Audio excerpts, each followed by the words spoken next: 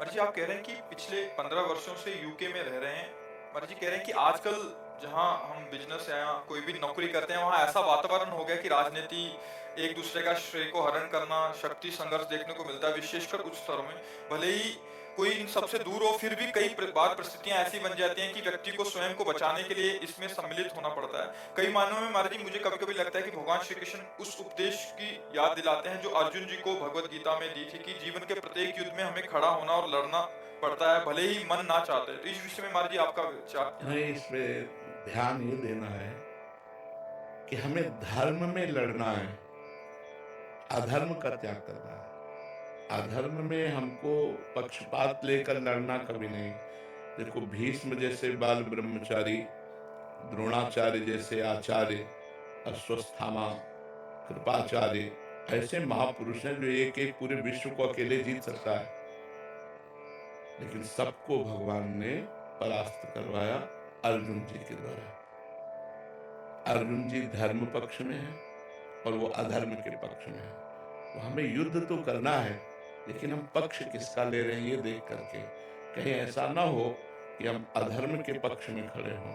अगर अधर्म के पक्ष में है तो विश्व विजेताओं को भी नष्ट होना पड़ा। 6 महीने बाणों की सैया में अखंड बाल ब्रह्मचारी महाभागवत भीष्म जी को, जो गंगा पुत्र है, शांतनु पुत्र है, द्रोणाचार्य जिनकी धनुष की टंकार हो जाए तो विश्व में अजेय है, भगवान के स्वरूप है।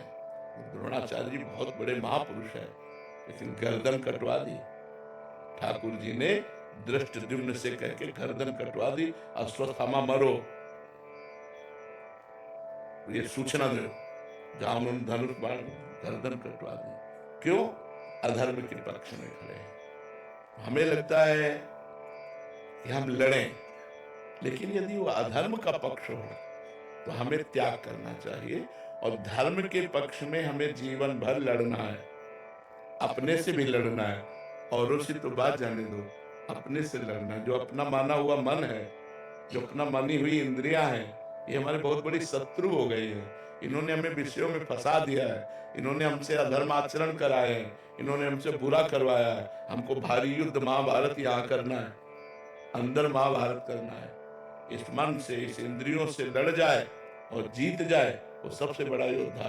तो हमारी बाहरी भी लड़ाई है, हमारी आंतरिक भी लड़ाई है, पर हम विजय को प्राप्त तभी होंगे यत्र योगेश्वरः कृष्णो यत्र पार्थो धनुर्धरा तत्र श्री विजयो भूतिर्ध्रुवा नीतिर्मतिर्मम। संजय कहते हैं मम नीति, ये मेरी नीति है, ये मेरा ज्ञान है। मैं कहता हूं जहां श्री कृष्ण है और जहां अर्जुन है, वहां निश्चित विजय की प्राप्ति होगी। तो धर्म में अगर हम लड़ेंगे, लड़ना ही पड़ेगा, धर्म में लड़ेंगे तो हम विजय को प्राप्त होंगे अंततो गत्वा। वर्तमान में भले हम असफल नजर आवे, लेकिन हमारा जो भविष्य होगा वो बड़ा उज्जवल होगा। और अधर्म में यदि हमने पक्ष ले लिया तो वर्तमान भले सफलता युक्त दिखाई दे, लेकिन परिणाम बड़ा बुरा होगा। जैसे वर्तमान कौरवों का बड़ा धूम धड़ाके का था, हाथी झूम रहे मस्त, और पांडव 12 वर्ष का वनवास, 1 वर्ष का अज्ञातवास। लेकिन परिणाम हस्तिनापुर चक्रवर्ती सम्राट महाराज युधिष्ठिर और 100 के 100 मारे गए। तो हमें थोड़ा ये समाज में ध्यान देना पड़ेगा। यही एक अधिकारी खड़ा होकर के बोला था, जब से मैंने आपका उपदेश सुना तब से नियम लिया है कि हम कभी भी घूस नहीं लेंगे और बड़े अधिकारियों की अधर्ममयी आज्ञा नहीं मानेंगे। तुमको आपको सस्पेंड कर दिया जाएगा। बोले 3 बार हो चुके हैं। बोले 3 बार सस्पेंड हो चुके हैं, अब हम इस्तीफा देने के लिए तैयार हैं, लेकिन हम अधर्म नहीं करेंगे। इसमें केवल भगवान साथी होते हैं, उन्हीं का भरोसा लेके चला जाता है। आप धर्म से चलो तो आपके कई खिलाफ खड़े हो जाएंगे। किसी भी डिपार्टमेंट में हो, आप ईमानदारी से अपने पद का, कर्तव्य का पालन करना चाहें तो दसियों आपके विरोध में खड़े हो जाएंगे, और आने दो और खाने दो तो दसियों हाथ मिलाएंगे आपसे। तो परिणाम अच्छा नहीं होगा उसका। से रावण के भाइयों ने, उनके पुत्र ने ये कहा कि उन्होंने समझाया रावण को जाकर कि आप अधर्म के मार्ग पर हैं। हाँ लेकिन जब विभीषण जी समझानेंगे कुंभकर्ण जी को, तो कुंभकर्ण ने आगे से ये उत्तर दिया उन्हें कि मतलब यहाँ पे रावण जैसा भाई और राजा, मेरा इस समय दायित्व है कि हमारा इस समय हमारे यहाँ पे युद्ध चल रहा है। कुंभकर्ण ने उनसे यही कहा कि भाई मैं धन्य मानता हूं कि तू मेरा भाई है, पूरी बात कहो। कुंभकर्ण ने कहा मैं धन्य मानता, पूरी बात कहो। कुंभकर्ण ने कहा मैं धन्य मानता हूं विभीषण कि तू मेरा भाई है, और तू धन्य हुआ कि ऐसे धर्मद्रोही रावण का तूने साथ त्याग कर भगवान राम की शरण ली।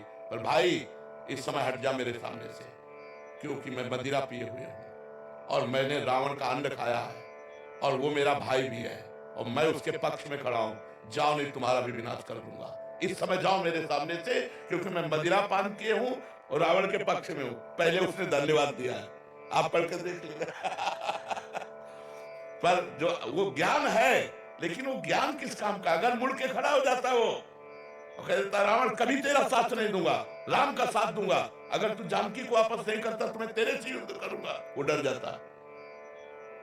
मेघनाथ साथ न देता, कुंभकर्ण साथ न देता, जैसे विभीषण जी हट गए, ऐसे बड़े बड़े अगर हट जाते तो रावण घुटने पे आ जाता।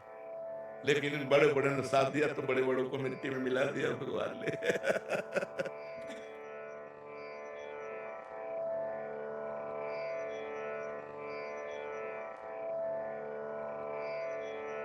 ऐसे ही भक्ति रस में डूबने के लिए चैनल को सब्सक्राइब करें। राधे राधे।